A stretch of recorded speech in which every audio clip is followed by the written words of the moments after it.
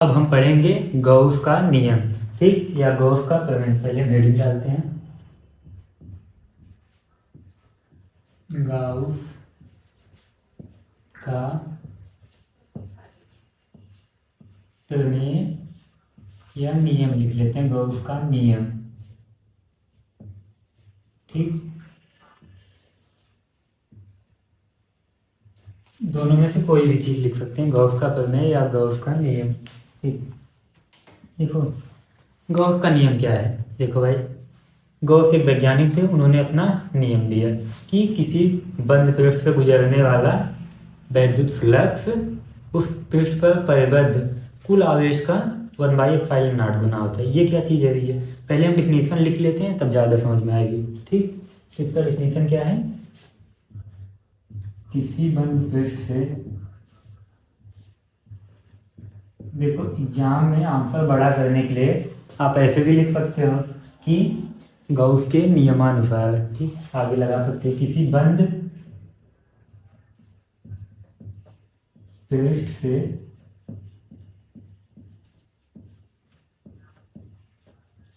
गुजरने वाला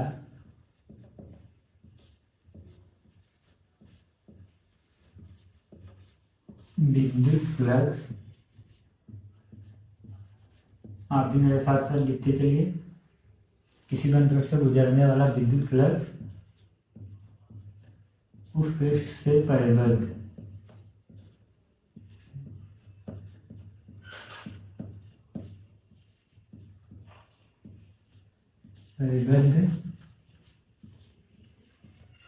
कुल आवेश का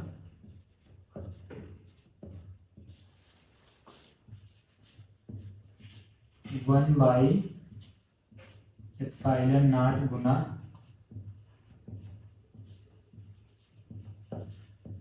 होता है। देखो जैसे मैंने लिखा है ऐसे आपको भी एग्जाम में लिखना है, राइटिंग बैठा के, और थोड़ा थोड़ा सा शब्दों के बीच में गैप रखना है, ठीक, ताकि एग्जाम की कॉपी में जितना अच्छा आपका आंसर दिखेगा उतना अच्छा आपको नंबर मिलने का चांस रहेगा, ठीक। तो ये क्या कहना चाह रहा है कि किसी बंद पृष्ठ से गुजरने वाला विद्युत फ्लक्स उस पृष्ठ से गुजरने वाले उस पृष्ठ से परिबद्ध कुल आवेश का 1/ε0 गुना होता है, ठीक। अब इसका फार्मूला यानी ये प्रमेय का जो भी समीकरण है वो क्या है, क्या बोल रहा है, कुल आवेश का 1/ε0 गुना होता है। विद्युत फ्लक्स पहले बताया तो क्या हो जाएगा, φE equal to Q into 1/ε0 गुना बोल रहा है ना, तो परिबद्ध कुल आवेश का ε0 गुना होता है, आवेश का 1/ε0 गुना। इसको हम ऐसे लिख सकते हैं, φE इक्वल टू Q/ε0। यहाँ हमें पता ही है कि फाई विद्युत फ्लक्स है, Q आवेश है, ε0 निर्वात की विद्युतशीलता है, ये तो हम पहले पढ़ ही चुके हैं, ठीक। अब हम देखेंगे कि ये फार्मूला आया कैसे है।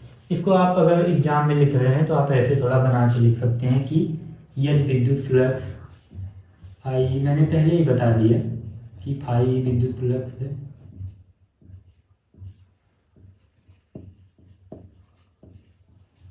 ये विद्युत फ्लक्स φE है और आवेश Q है,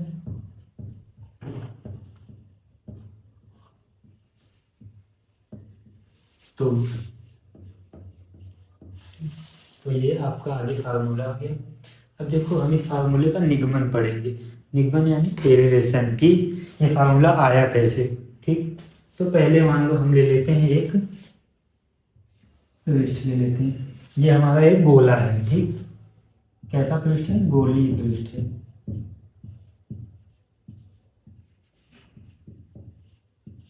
ठीक। अब मान लो यहाँ पे इसके केंद्र में कोई आवेश क्यों है ना, और इस गोले की त्रिज्या कितनी है, r, रेडियस इसकी r है, यहाँ से यहाँ तक, ठीक। और क्या, अब हम इस पृष्ठ से गुजरने वाला विद्युत फ्लक्स निकालेंगे, ठीक।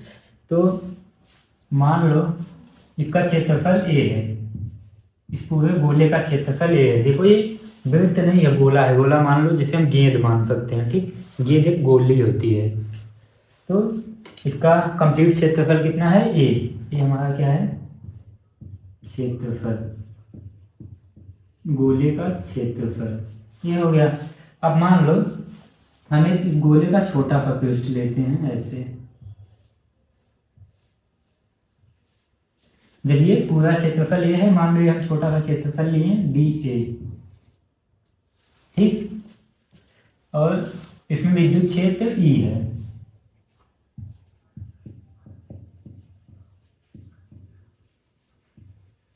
विद्युत क्षेत्र, देखो ये नॉर्मल सी चीजें हैं, कंफ्यूज नहीं होना है। सिंपल सी बात है, एक गोला है, उसका क्षेत्रफल ए है, उसके अंदर विद्युत क्षेत्र ई है।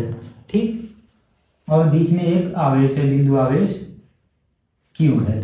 और अब हम इस छोटे से क्षेत्रफल से गुजरने वाला फ्लक्स निकालेंगे। ठीक, तो देखो जब हम इस छोटे से क्षेत्रफल से, मान लो इससे गुजरने वाला फ्लक्स निकालेंगे, तो सबसे पहले हम क्या लिखेंगे? D phi E. D phi E क्यों भैया?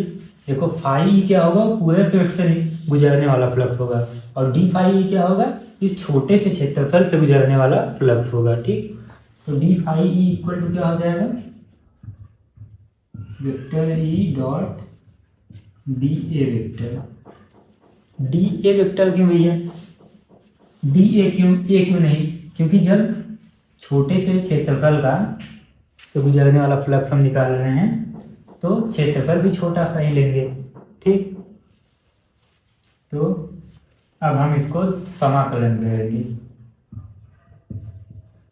दोनों पक्षों का समाकलन करना।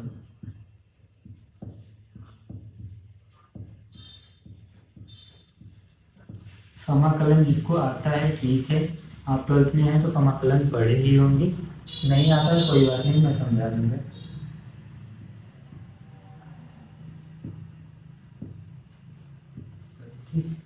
अब दोनों पक्ष का हम समाकलन करेंगे, डी फाई ई। इसका हम समाकलन किसके पक्ष में करेंगे? फाई ई के पक्ष में।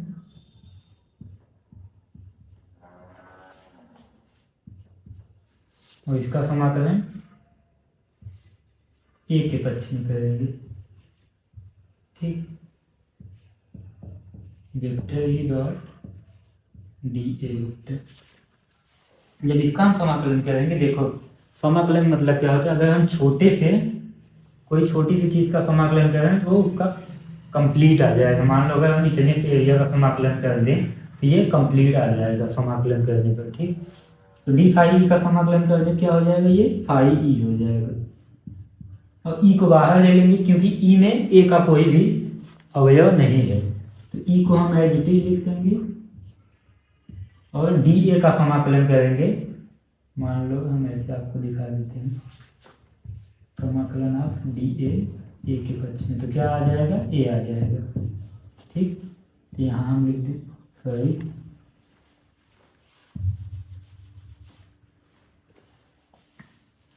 हम लिख देंगे ई डॉट वेक्टर ए। ठीक,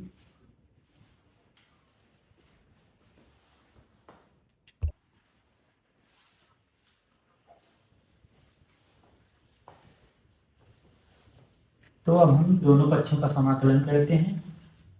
समाकलन चिन्ह कुछ ऐसा होता है, डी फाई ई।